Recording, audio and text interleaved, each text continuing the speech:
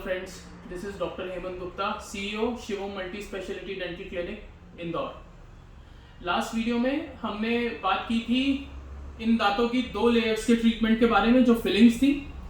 आज हम तीसरी लेयर के बारे में बात करेंगे।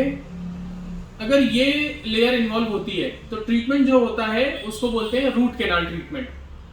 अगर आपके दांत की नस इन्वॉल्व है तो नस का इलाज ही एकमात्र रास्ता रहता है उस दांत को बचाने के लिए। इस नस के इलाज को इंग्लिश में बोलते हैं रूट कैनाल ट्रीटमेंट या आरसीटी। अब हम बात करेंगे आरसीटी की हमारे वीडियो में 4 भागों में। पहला भाग एक्सप्लेन करेगा कि रूट कैनाल ट्रीटमेंट होता क्या है। दूसरा भाग में हम वीडियो में देखेंगे कि करते कैसे हैं रूट कैनाल ट्रीटमेंट को। तीसरे भाग में हम समझेंगे कि इंटेंशनल रूट कैनाल किस चीज को बोलते हैं। और चौथे भाग में हम समझेंगे कि री रूट कैनाल क्या होता है या री आरसीटी क्या होती है। तो पहले भाग से शुरू करते हैं। रूट कैनाल ट्रीटमेंट में जैसे कि ये दांत है, इस दांत में ये जो नस है, इस नस का इलाज होता है।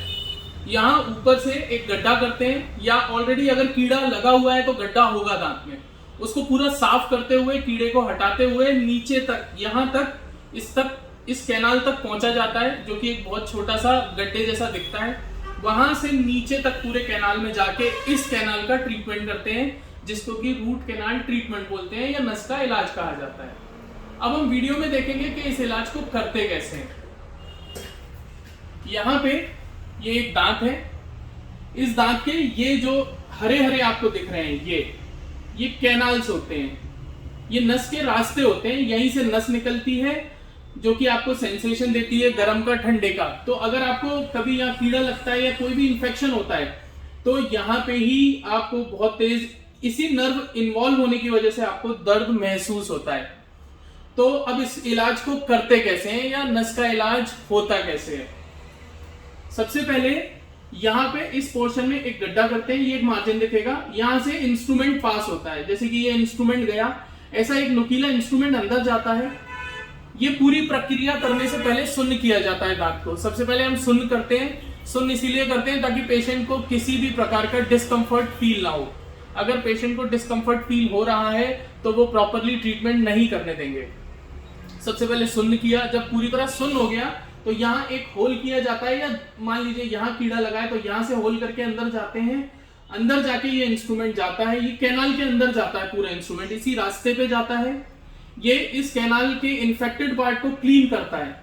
ये नुकीला होता है साइड से, तो ये क्लीन करता है, इसको शेप करता है। शेप का मतलब ये जो रास्ता है इसको थोड़ा सा और बड़ा कर देगा, कुछ मिलीमीटर ही चौड़ा करता है इसको। ये इसको किया, यहां से गया, इसको चौड़ा किया, और अब जैसे ही ये चौड़े हो गए, ग्रीन पार्ट खत्म हो गया है, मतलब नस बाहर हो चुकी है। अब ये दांत चौड़ा हो गया है।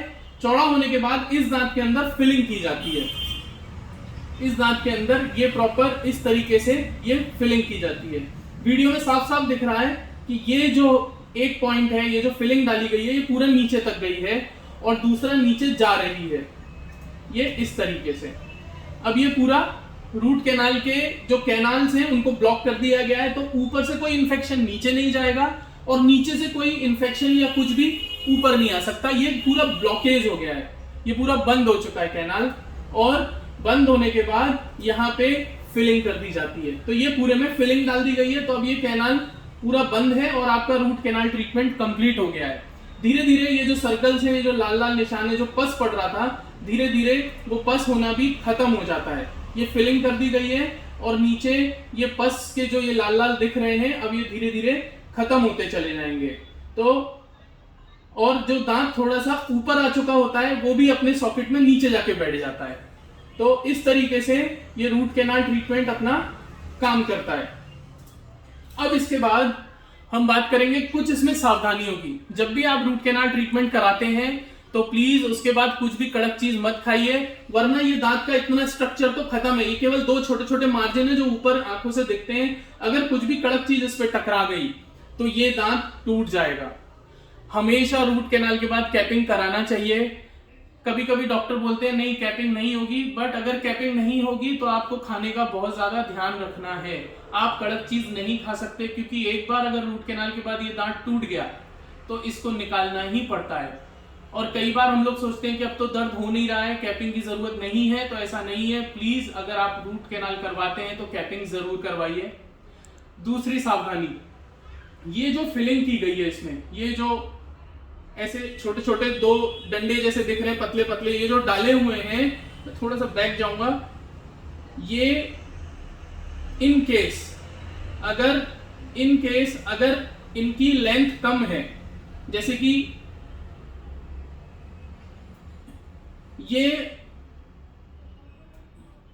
ये अगर इतनी लेंथ पर रुक गया, ये जो डंडा है ये हमेशा पूरा नीचे तक जाना चाहिए। अगर ये इतना रुक गया या ये यहां पे रुक गया, ये अगर कम रह गया तो रूट कैनाल फेलियर के चांस बढ़ जाएंगे। तो हमेशा जब भी आप रूट कैनाल कराएं, अपने डॉक्टर से ये चीज अश्योर करें कि क्या बिल्कुल नीचे तक, जड़ के पार भी नहीं होना चाहिए, ये इस चीज के नीचे भी नहीं जाना चाहिए और ऊपर भी नहीं रहना चाहिए। रूट कैनाल की सबसे खास बात यह है कि जब उसकी रूट कैनाल की फिलिंग होती है, जब उसके अंदर नसें डाली जाती हैं, ये पूरा नीचे तक रहना चाहिए। इनको गट्टा परका बोलते हैं, ये जो नसें डाली जाती है हमारी भाषा में इनको गट्टा परका बोलते हैं। तो ये जो गट्टा परका स्टिक्स डाली जाती हैं, ये बिल्कुल नीचे तक आना चाहिए, ना बिल्कुल नीचे, ना 1 मिलीमीटर नीचे जाना चाहिए, ना 2 मिलीमीटर ऊपर रहना चाहिए। ये बिल्कुल एग्जैक्ट होंगे तो आपका रूट कैनाल ट्रीटमेंट लंबे समय तक चलेगा। यूजुअली रूट कैनाल्स की लाइफ 3 साल से लेके 10 साल, 20 साल, 25 साल तक होती है। अलग अलग केसेस में ये रिजल्ट्स वेरी करते हैं। ऐसा नहीं है कि रूट कैनाल कराया और वो 2 दिन में खराब हो गया, ऐसा नहीं होता। रूट कैनाल्स लंबे चलते हैं अगर अच्छे से परफॉर्म किए जाएं तो। तीसरी चीज, रूट कैनाल होने के बाद 5, 6, 7 दिन में आपका दर्द, या मैक्सिमम 10 दिन में आपका दर्द जो है, प्रोसीजरल रिलेटेड जो पेन होता है वो खत्म हो जाता है। अगर ये नहीं हो रहा है तो प्लीज अपने डॉक्टर से संपर्क करें। अगर रूट कैनाल में कुछ इश्यू आ रहा है तो उसको ठीक करा लें। तो ये थी रूट कैनाल ट्रीटमेंट से रिलेटेड जो सावधानियां थी वो। अब हम तीसरी बात करेंगे। तीसरा जो हम बात करेंगे वो हम बात करेंगे इंटेंशनल रूट कैनाल ट्रीटमेंट क्या होता है। इसके लिए हिंदी की कोई टर्मिनोलॉजी नहीं है मेरे पास, ना मैंने पढ़ी, बट इंटेंशन का मतलब होता है जानबूझ के किया जाने वाला रूट कैनाल।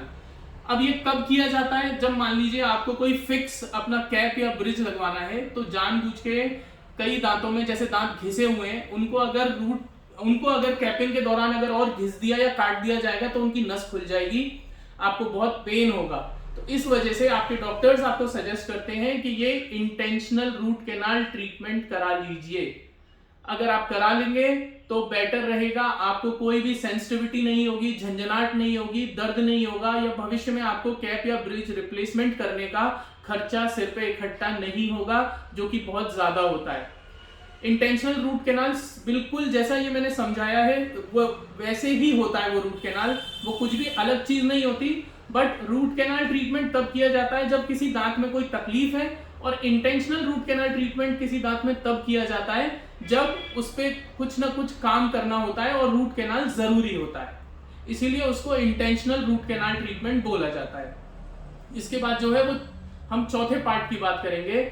चौथे पार्ट होता है री रूट कैनाल ट्रीटमेंट, या वापस से नस का इलाज करना। वापस से नस के इलाज की जो जरूरत पड़ती है वो तब पड़ती है जब पहली बार हमने रूट कैनाल किया है और वो सक्सेसफुल नहीं है, या उसमें कुछ प्रॉब्लम है, वो प्रॉपरली नहीं चल रहा है, पेशेंट को पेन है, तो उस दांत बचाने के लिए हम वापस सेकंड अटेम्प्ट भी दे सकते हैं।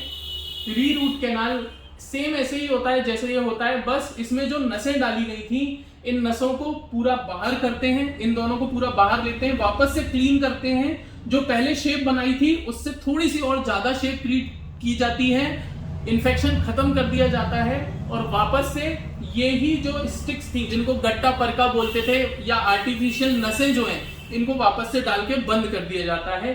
मैक्सिमम 3 बार तक हम री रूट कैनाल परफॉर्म कर सकते हैं किसी भी दांत को बचाने के लिए। इससे ज्यादा में सक्सेस के चांसेस बहुत कम हो जाते हैं और दांत के सर्वाइवल के रेट भी बहुत कम हो जाते हैं। ये चीज डिसाइड आपके जो डेंटिस्ट हैं वो बेटर करेंगे। तो ये जो पॉइंट्स थे वो थे री रूट कैनाल के बारे में। ये एक पूरी जानकारी है रूट कैनाल ट्रीटमेंट के बारे में। एक काफी जटिल प्रक्रिया है ये। रूट कैनाल 2 तरीके से होता है। मशीन से करते हैं, इन्फेक्शन कम है तो सिंगल सिटिंग होता है, और अगर इन केस पस बहुत ज्यादा है, इन्फेक्शन है, तो 2 सिटिंग्स में रूट कैनाल हो जाता है। पहले के ज़माने में रूट कैनाल 5-5, 6-6 सेटिंग्स में होते थे, टेक्नोलॉजी उतनी अपडेटेड नहीं थी, बट इस वक्त टेक्नोलॉजी अपने पीक पर है, डेली एडवांसमेंट्स होते हैं रूट कैनाल में। अगर आपके डेंटिस्ट अपडेट है अपने लिटरेचर से या वो पढ़ते रहते हैं कॉन्स्टेंटली, तो वो आपको बिल्कुल एक्सप्लेन करेंगे कि ये नई प्रक्रिया है, आप इस तरीके से करा लीजिए, इस तरीके से करा लीजिए, वो आपको बताएंगे। तो ये एक जानकारी थी पूरे के पूरे रूट कैनाल प्रोसीजर के बारे में, जो एक जनरल आदमी को पता होना चाहिए या एक आम आदमी को जानना चाहिए। मुझे जितनी मैंने कोशिश करी, जितना मैं ज्ञान जुटा पाया, जितना सरल तरीके से बता पाया, मैंने इस वीडियो में एक्सप्लेन कर दिया है रूट कैनाल को। इसके बाद भी अगर आपको लगता है कोई चीज़ छूट गई है या कुछ आपके मन में कोई सवाल है, तो प्लीज़ इस पर कमेंट करिए। वीडियो को लाइक कर सकते हैं अगर अच्छा लगे, आपके फ्रेंड्स या फैमिली के साथ इसको शेयर भी कर सकते हैं। मैं नेक्स्ट टाइम हम बात करेंगे अब इसके आगे प्रोसीजर की, जिसको बोलते हैं क्राउन कटिंग, उस या फिर कैप लगाना, दांत पे कैप या ब्रिज लगाना, उसकी बात करेंगे हम अगले वीडियो में। तो मिलते हैं अगले वीडियो में, तब तक के लिए अपना बहुत ध्यान रखिए। धन्यवाद।